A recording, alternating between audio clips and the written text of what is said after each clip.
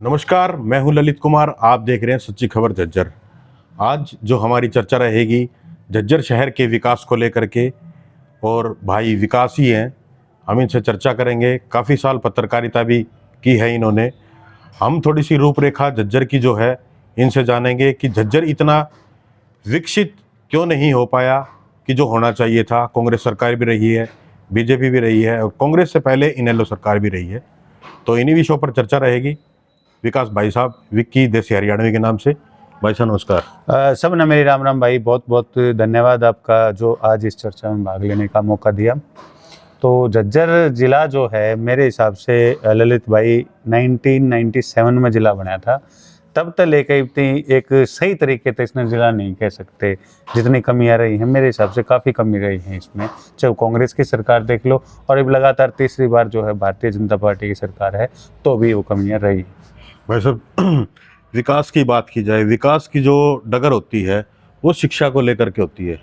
यहाँ से मौजूदा विधायक गीता बुक्कल भी रही हैं, शिक्षा मंत्री भी रही हैं। उनके कार्यकाल में और अब के कार्यकाल में क्या देखने को मिल रहा है?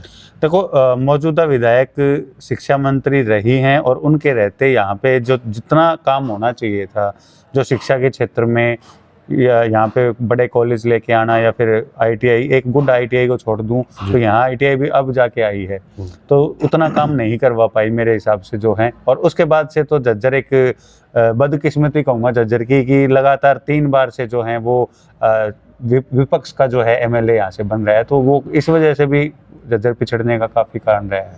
शिक्षा के साथ साथ स्वास्थ्य की जो सेवाएं हैं आम जनता को मिलनी चाहिए।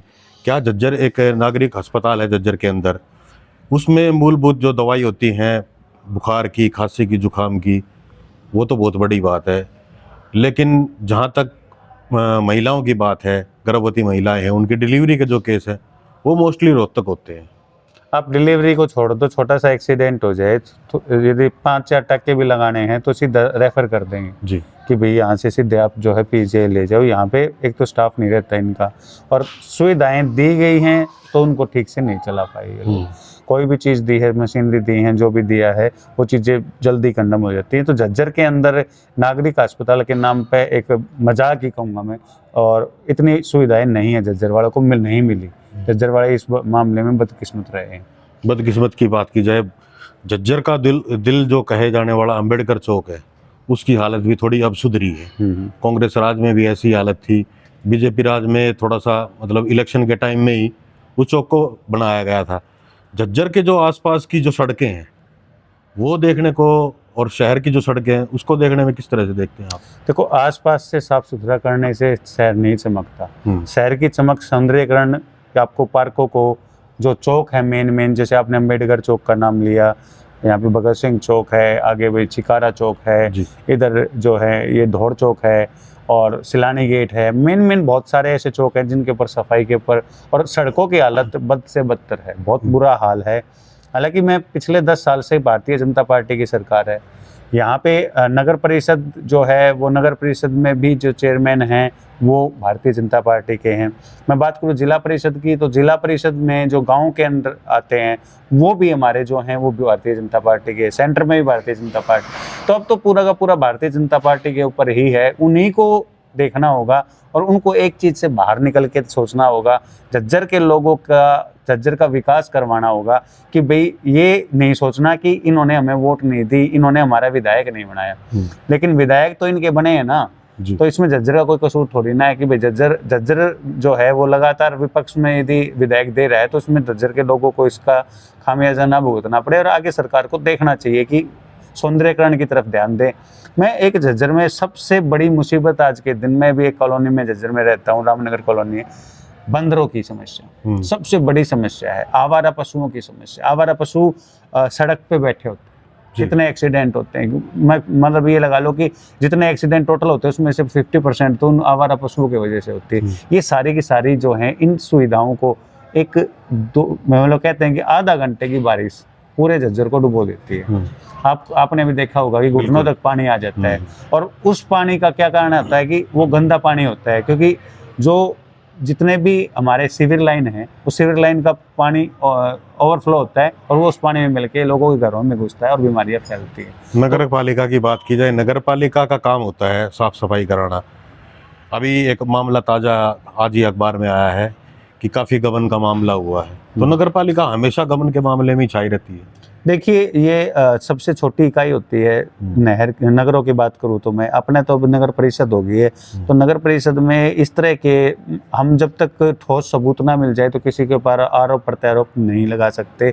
लेकिन हाँ, इतना ज़रूर है कि नगर परिषद को अब देखना चाहिए, सोचना चाहिए, और अब ये समय है, अभी नहीं तो फिर कभी नहीं, फिर आगे क्या होगा ये बहुत बुरा हाल है झज्जर का। और मैं काफ़ी इस चीज़ से दुखी रहता हूँ, कई बार भी सोचता हूँ कि भाई झज्जर में मैं लोगों से भी रिक्वेस्ट करता हूँ भी आपके आसपास गंदगी के ढेर है, कोई भी समस्या है वो हमें बताओ, हम अपने चैनल के माध्यम से उठाएंगे।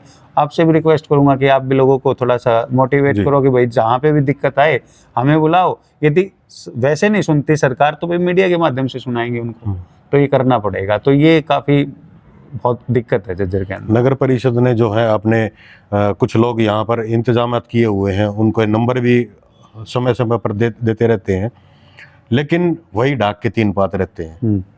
क्या लोग बख्श इस चीज़ पर अमल नहीं कर पाते या नगर परिषद अमल नहीं कर पाती? दोनों तरफ से कमियां रहती हैं। एक गली में जैसे 20, 25, 30 घर हैं, किसी कोई भी गली की समस्या है तो वो ये सोचते हैं कि मैं क्यों करूँ, वो कर देगा फ़ोन, मैं क्यों करूँ, वो कर देगा। लोगों के पास समय नहीं है और फिर ठेका दे रखे हर चीज़ का। और ठेकेदार तो ऐसे ही होते हैं भाई, कोई भी काम करवाने के लिए, जैसे अभी नालों की सफाई की मैं बात करूँ, नालों की सफाई के लिए 50 लोग लगाए गए थे, उसमें से कहीं पे भी हमें 50 लोग नहीं दिखाई दिए। 10 से 15 लोगों को लगा के बाकी लोगों का कर देते हैं, जो भी चलता है इनका सिस्टम। अब मैं आरोप तो किस पे लगाऊं, लेकिन ये काम होता है। और मैं जो है इस चीज़ से मतलब ये है कि कोई हर बंदा अपनी ईमानदारी से काम करे तो सारी चीज़ें होंगी। और चेयरमैन साहब को इसके लिए संज्ञान लेना पड़ेगा और थोड़ा सा स्ट्रिक्ट होके और शहर के सौंदर्यीकरण और शहर की सफाई की तरफ ध्यान देना पड़ेगा। अभी शहर में एक बार मशीन भी आई थी सफाई की, आपने देखा होगा। जोटा था भाई वो तो जी, वो तो जोटा था, उसमें तो रोड़ा इतना कर रहा है, इतना तेल खा जा रहा, सफाई के नाम पे कुछ नहीं होया करता। आड़ भी चल रही थी, मारे करके दौरे भी घने दिन देखी थी, उन चीज़ें तो कुछ नहीं हो। एक बार भाई इतने लाख रुपए की मशीन लेकर आए हो, 10 बंदे लगा दो, इतनी तो सैलरी भी को नहीं जाओ, 10 बंदे उस तो बढ़िया सफाई कर देंगे। तो ये सब सारी चीज़ें कमीशन खाने के चक्कर में होती हैं, वो चीज़ कामयाब नहीं है। आपको क्या उम्मीद लगती है, जो नेता हैं यहाँ के, जो स्थानीय लोग हैं, उनसे क्या उम्मीद है, किस तरह से देखते हैं आप? देखिए, मैं नेता की बात करूं तो भारतीय जनता पार्टी के सबसे बड़े नेता यहाँ पे कप्तान बिरदाना जी, जो अभी इलेक्शन लड़े थे और अच्छी खासी 50,000 से ज़्यादा उन्होंने वोट ली थी। तो कप्तान बिरदाना से हमें उम्मीद है कि वो भारतीय जनता पार्टी का प्रतिनिधित्व करते हुए हमारे झज्जर जिले को एक नई ऊंचाइयों तक लेके जाएंगे। जहाँ तक मैडम गीता बुक्कल की बात है, वो लगातार कोशिश करती रहती हैं, लेकिन वही बात है कि विपक्ष की वजह से कमज़ोर हो जाती है, उनकी आवाज़ नहीं उठ पाती है, वो संसद तक आवाज़ उठाती है। तो हमें ये होना चाहिए कि यदि शहर की बात आए, यदि बीमारियों से बचने की बात आए, यदि कोई भी ऐसा सामाजिक कार्य रहे, उसमें विपक्ष और पक्ष ना देखते हुए अपने शहर के लोगों का भला करना देखना चाहिए। तो आपको क्या उम्मीद लगती है कि शहर के जो लोग हैं वो इसी ग्रस्त में डूबते जाएंगे या कुछ ऊपर भी उभरेंगे? देखिए, मैं तो लोगों की तो मैं कह नहीं सकता, क्योंकि ये तो सारा नगर परिषद के हाथ में है अब। और मैं लोगों से एक रिक्वेस्ट दोबारा से करना चाहूँगा, मेरा चैनल है और ललित भाई का भी चैनल है, तो हम पत्रकारों के माध्यम से यदि आप कहीं भी आवाज़ उठाना चाहो तो हम आपके साथ हैं। और हम यही कोशिश रहेगी हमारी कि लोगों को जल्दी से जल्दी कोई भी प्रॉब्लम है, कोई भी उसका सॉल्यूशन जल्दी से जल्दी दिलवा पाएँ अपने माध्यम से, कोई भी जरिया रहे। और अपने आप भी हमें थोड़ा सा सोचना पड़ेगा, गंदगी ना फैलाएं। जिस तरीके से नगर पालिका की गाड़ियाँ आती हैं जो कूड़ा उठाने वाली, भाई एक दिन ना आए तो ये नहीं कि आप उसको सड़क पे फेंक दो, एक किनारे पे ढेर लगा दो, इससे बीमारियां होंगी, आपके बच्चे बीमार होंगे। तो सफाई का विशेष ध्यान रखें, नालियों को साफ रखें। और कोई भी समस्या आती है तो पहले अपना फ़ोन नंबर जो दे रखें उन पर ट्राई करें। और आपके पार्षद हैं, पार्षद के बाद आपके चेयरमैन हैं, चेयरमैन के बाद मैंने आपको बताया एक सबसे बड़ी कड़ी जो हमारे पास है वो कप्तान बिरदाना जी हैं, वो जिला परिषद के भी चेयरमैन हैं और झज्जर की जिम्मेदारी बहुत बखूबी निभा भी रहे हैं। तो आप उन तक संपर्क करें, लेकिन जो है उस समस्या का समाधान जो निकालने की कोशिश करें। और मुझे लगता है कि आने वाले समय में झज्जर का विकास होगा।